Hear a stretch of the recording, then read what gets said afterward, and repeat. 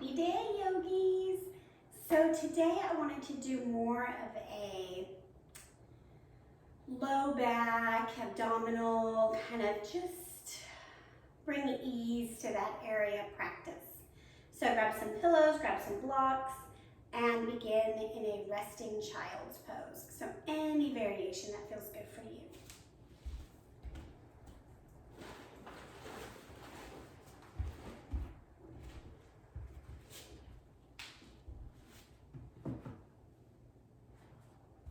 And just let your breath settle. So you don't have to change anything. Just notice, where is it? And do you want it to change?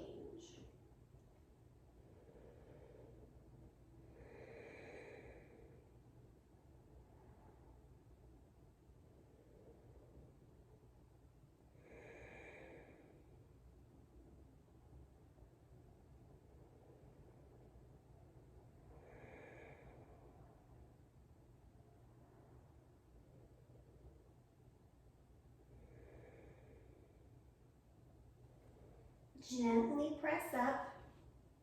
We're going to come into 3 cow-cat. You already know the drill here.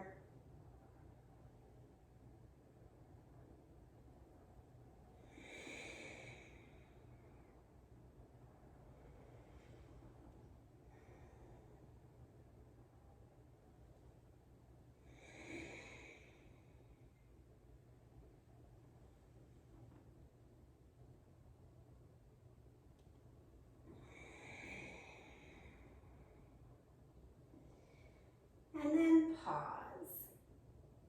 We're going to step into a down dog for just a moment, and then our focus is going to be on some forward folds. So just take a couple petals out.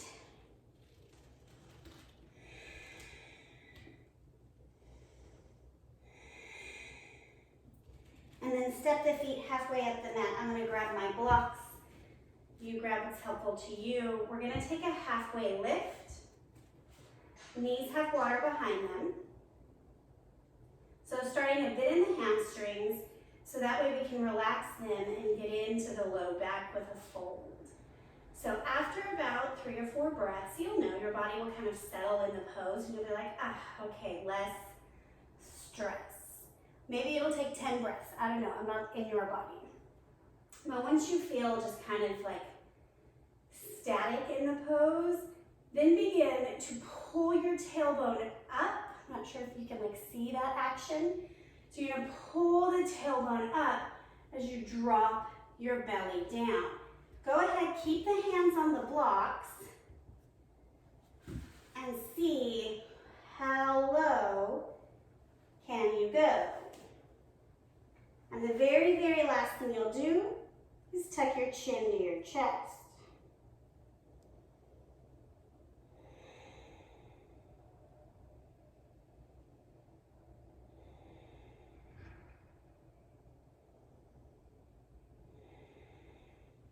And you'll notice I took my feet at a wider stance.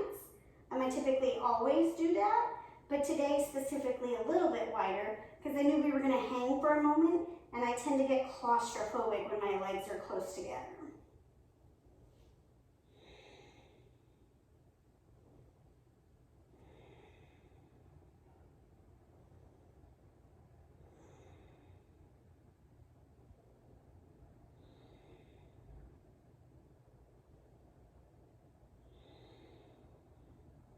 We've got 2 more cycles of breath here.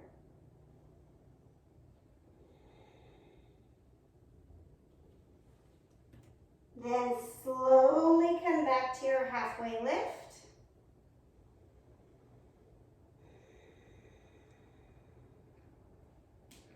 And bend the knees, roll up to standing.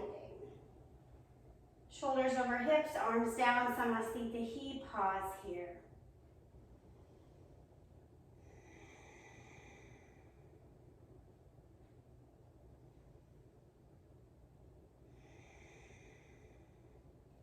Hinge at the hips, halfway lift.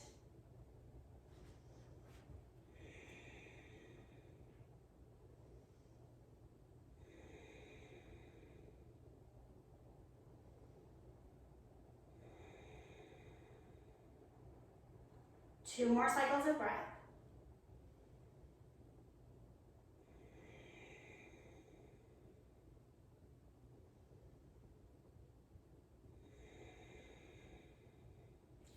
Walk the feet to the outer edges of the mat.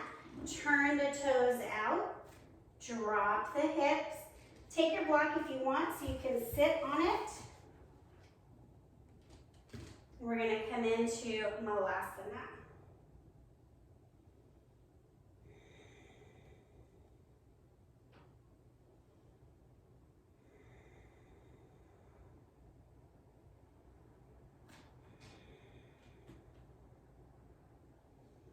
Just keep breathing here.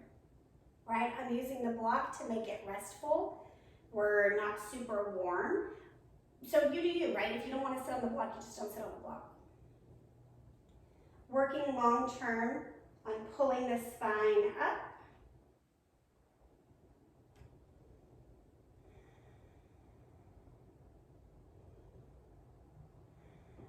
So in addition to the low back, right, this gets into the hips and the groin. And really, this is all really beneficial for the root chakra. So, you know, feel grounded, feel safe.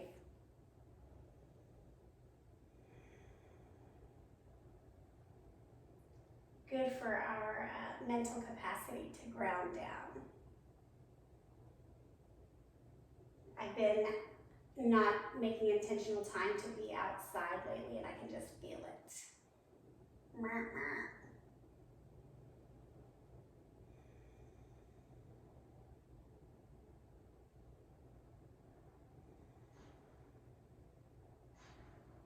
3 more breaths.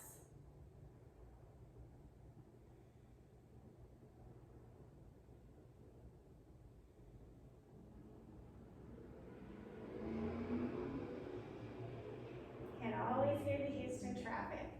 Press through your heels, lift the hips. I'm going to remove my block and come down to a seated pose. So we're going to take deer pose. We've done this many, many times. Both knees face the same direction, and you will turn your torso around behind. I'm going to take my blocks with me and settle.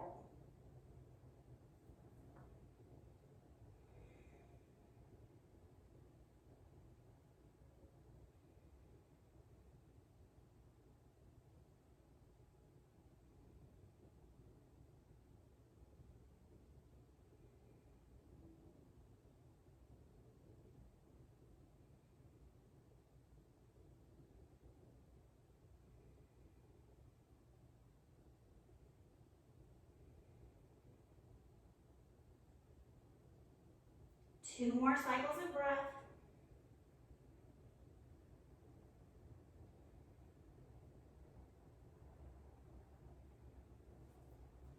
Press up, other side. Just gonna take those legs around, take my blocks with me, and twist.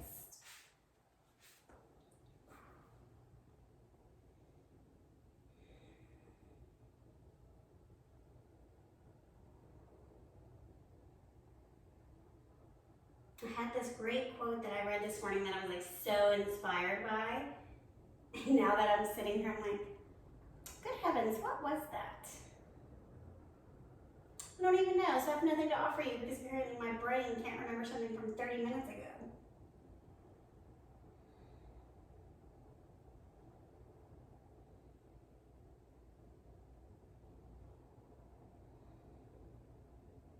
You've got 2 more cycles of breath.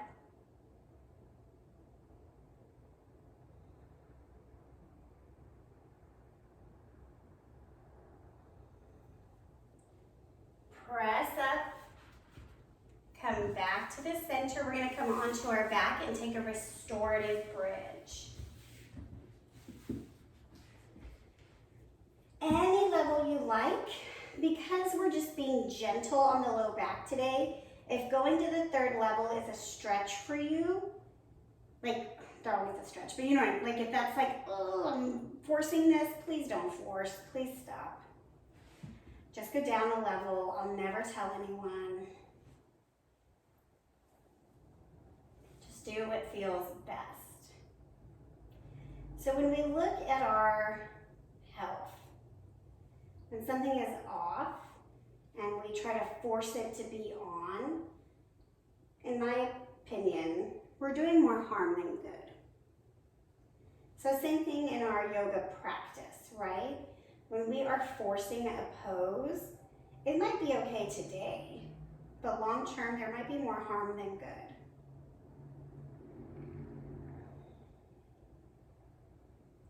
And the act of the block lifting the pelvis just allows the spine to kind of sway with support.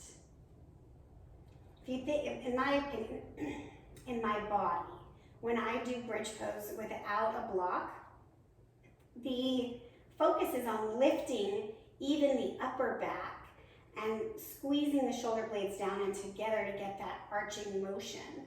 In this pose, it really is about the low back relaxing and hanging almost like a hammock. So same pose, different focus.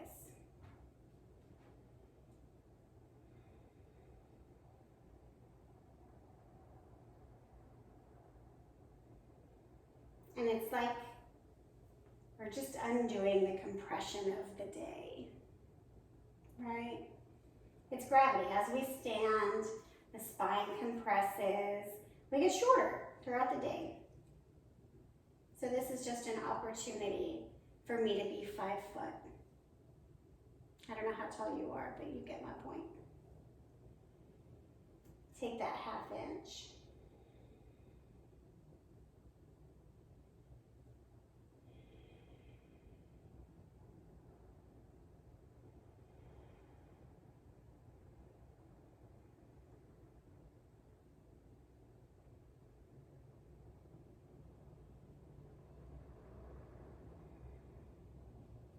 You've got 2 more cycles of breath.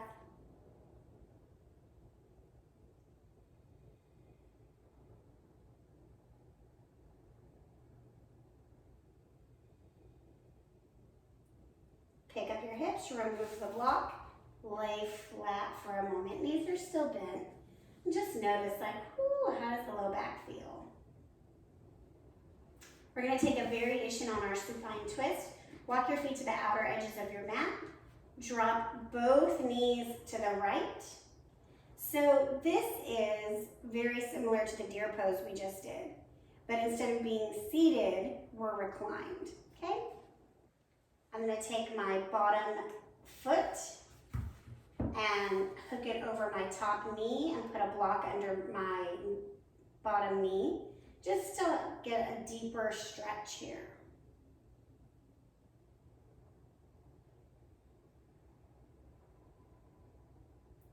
If this pose is incredibly easy for you, you would actually take the block and put it under the top leg, the ankle, right? So you're creating like a lift. I don't need that, but you might. Maybe you try a pillow first, something not so big.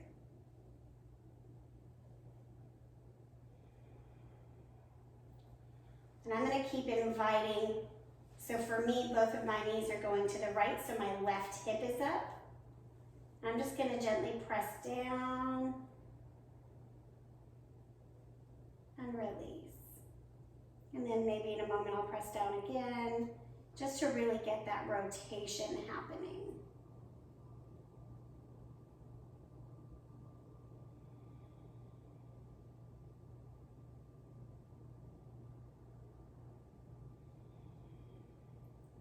Release. We're going to come to the other side. Move this block. I'm going to scoot over because I'm always too close to the wall. Start with your twist. And then determine if you'd like it to go a little deeper. And as always, each side is different. You just choose. Try it on. If it doesn't fit today, don't wear it.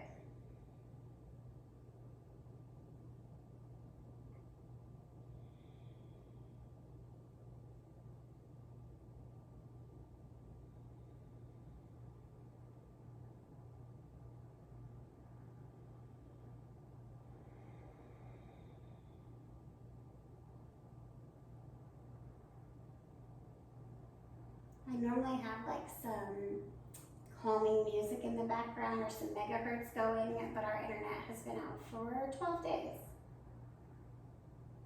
12? Yeah.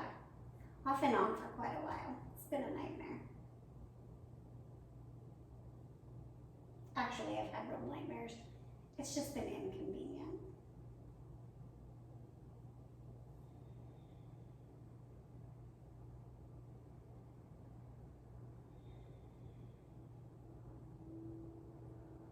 Couple more breaths.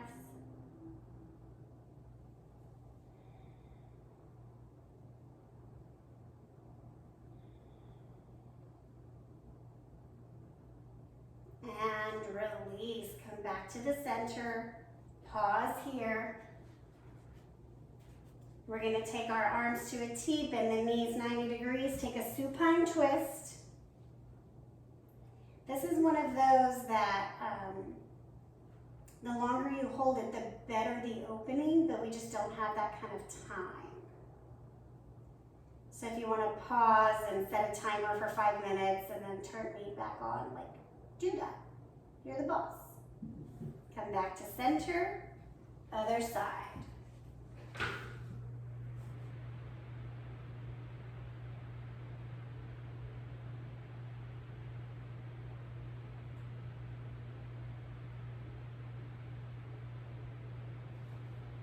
Come back to center.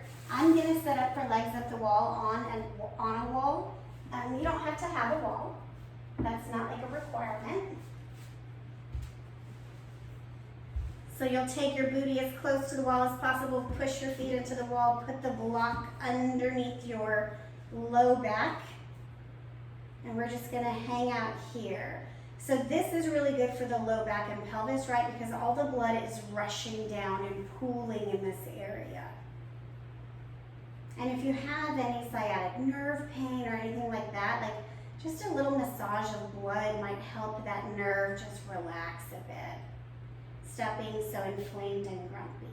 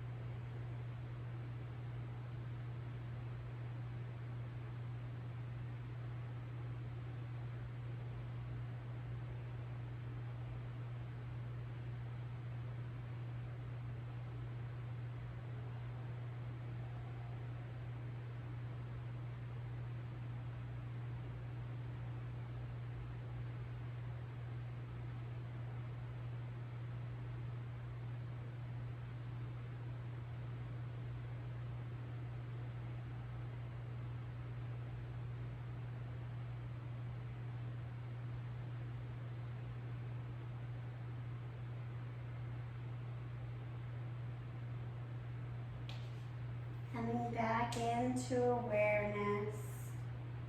Wiggle your fingers, your toes, take some circles. Bend your knees, press your legs into the wall, remove your block. Roll to either side, in a fetal position for a moment.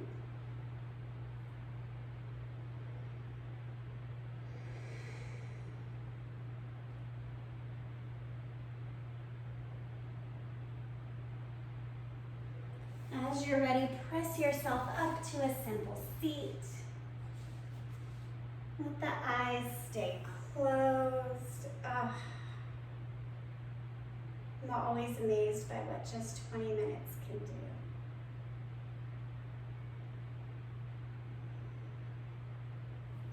Bring your hands to heart center. Pressing the left and the right together, your feminine and your masculine, your power and your nourishment, coming into balance. Moment of gratitude for the ability of your body to be present on your mat. For your mind, for intentionally making space for your practice. And to YouTube for allowing me the opportunity to share with you. Together we say, Namaste.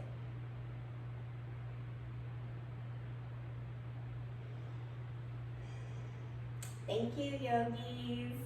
I hope you have a wonderful day.